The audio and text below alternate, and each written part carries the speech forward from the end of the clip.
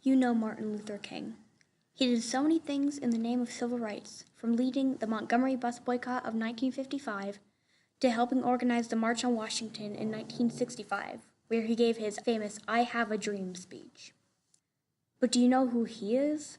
That is Ralph Abernathy, a person whose part in bringing civil rights reforms were, quote, hailed by many as instrumental. His first notable course of action was when he helped King form the Montgomery Improvement Association, or MIA, while they were both in their late 20s. In Abernathy's autobiography, And the Walls Came Tumbling Down, he writes that Martin's task was to teach them. Mine was to move them to act, or rather not to act, in accordance with those principles. So at each meeting I would take the pulpit to whip them into a fever, exhorting them to remain true to our cause. He later became the treasurer of the Southern Christian Leadership Conference, an organization of churches and civic groups that would lead nonviolent desegregation protests across the South.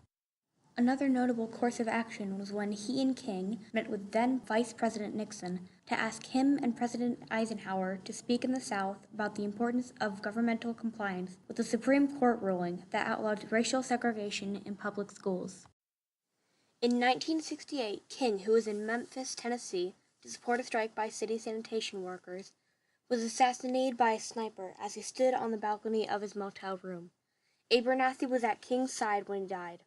Later, SCLC board members unanimously named Abernathy leader of the organization. If Abernathy did all these wonderful things, why don't we hear about him as often as we hear about King?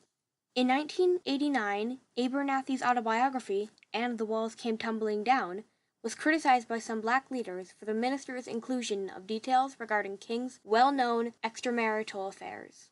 Hampton questioned Abernathy's motives, suggesting jealousy and a smearing of the record. Quote, does it really add to the record, or does it simply provide fodder for blaring headlines? End quote. Hampton said in his book review, others rose to Abernathy's defense, however, stating that he included information about King that was common knowledge and that respectable biography should not censor facts, especially from Abernathy, who knew King best.